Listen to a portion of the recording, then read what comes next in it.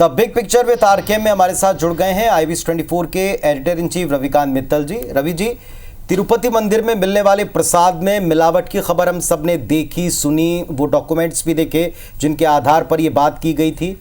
पशु चर्बी की बात की गई, आग की तरह ये बात फैली, लाखों श्रद्धालुओं की आस्था को भीतर तक झकझोरने वाली इस खबर ने एक देशव्यापी बहस छेड़ रखी है। आरोप है, सफाई है, सियासत, सब कुछ है, लेकिन इन सब से इतर इसके पीछे की बिग पिक्चर आपके लिए क्या मायने रखती है, क्या कहती है?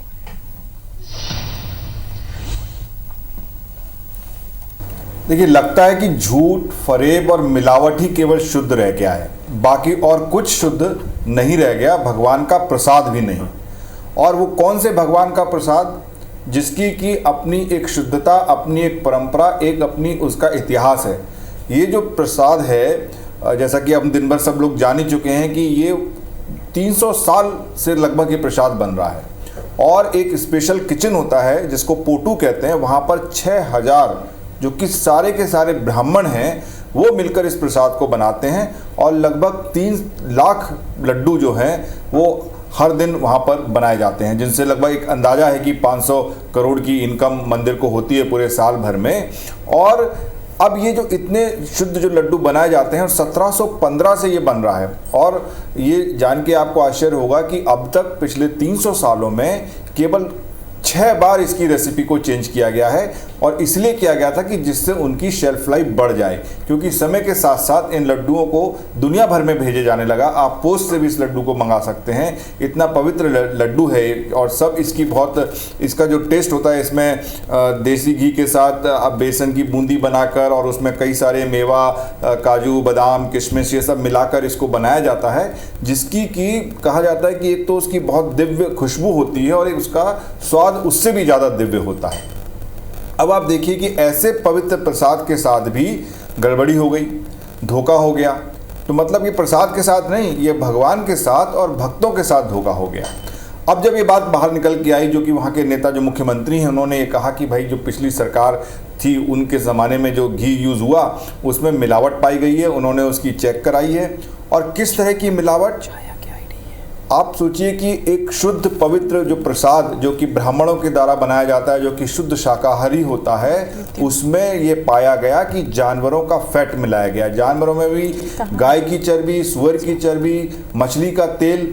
मतलब सुन के ही ऐसा दिन भर आघात लग रहा है, जो एकदम मानने वाले हैं, जैसा आपने कहा कि इस तरीके की चीज़ें उसमें मिलाई गई, उसको अशुद्ध किया गया। अब जैसी ये खबर आई, उसके पूरा जिस तरीके से होना था कि राजनीति के साथ साथ धार्मिक घमासान भी शुरू हो गया।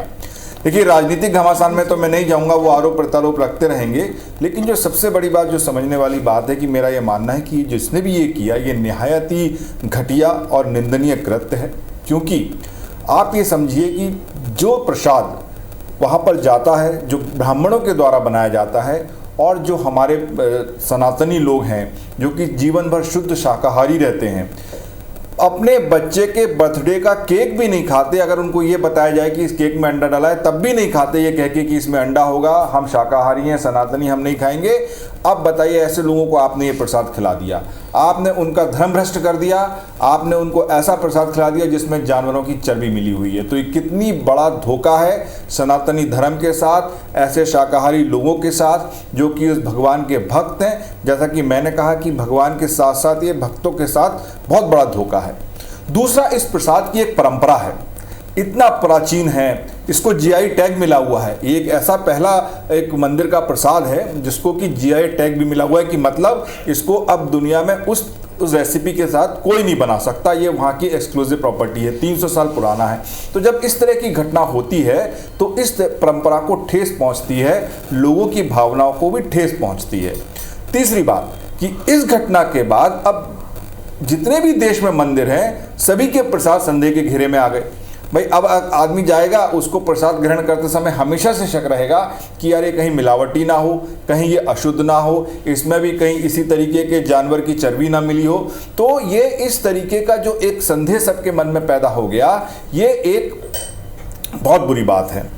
और ये मंदिर केवल देश में ही नहीं, पूरा विश्व प्रसिद्ध है।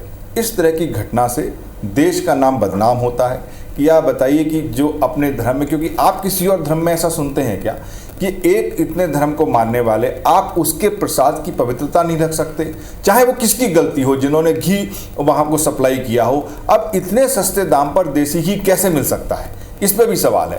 तो ये जो एक विश्व में जो इस प्रसाद है और जो देश का नाम है उसमें ये बदनाम होता है।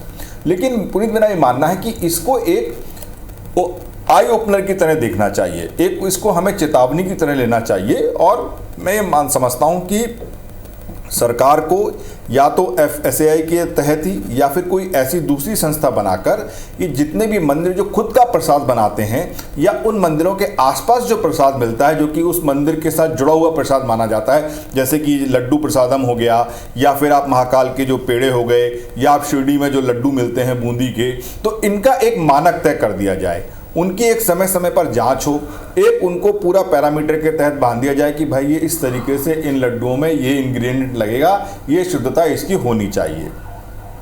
और दूसरा कि इसके जो पैसे जो इसमें आते हैं, जो इसकी इनकम होती है, उससे इसको और इनको मॉडर्नाइज करना चाहिए और जो इसकी शुद्धता है उसको पूरा बनाकर रखना चाहिए, ऐसा मैं इसको समझता हूँ। क्योंकि मेरा ये मानना है कि यार कम से कम भगवान के लिए प्रसाद को तो शुद्ध छोड़ देना चाहिए, उसमें तो मिलावट ना करें हम। तो जो आप अभी कह रहे हैं रवि जी, वो अभी इस वक्त दिखने भी लगा है। राजस्थान की खबर हम अभी एक देख रहे हैं जहां के मंदिरों में, बड़े मंदिरों में प्रसाद की शुद्धता के परीक्षण के आदेश निर्देश हो चुके हैं और संभवतः अब ये क्रम हमको पूरे देश पे देखने को मिलेगा। इसलिए हमने कहा कि ये बहुत जल्दी रुकने वाला नहीं है। फिलहाल आज की बिग पिक्चर के सारे शीट्स वही हैं जैसा अभी रवि जी बता रहे हैं। बहुत धन्यवाद आपका हमारे साथ जुड़ने के लिए।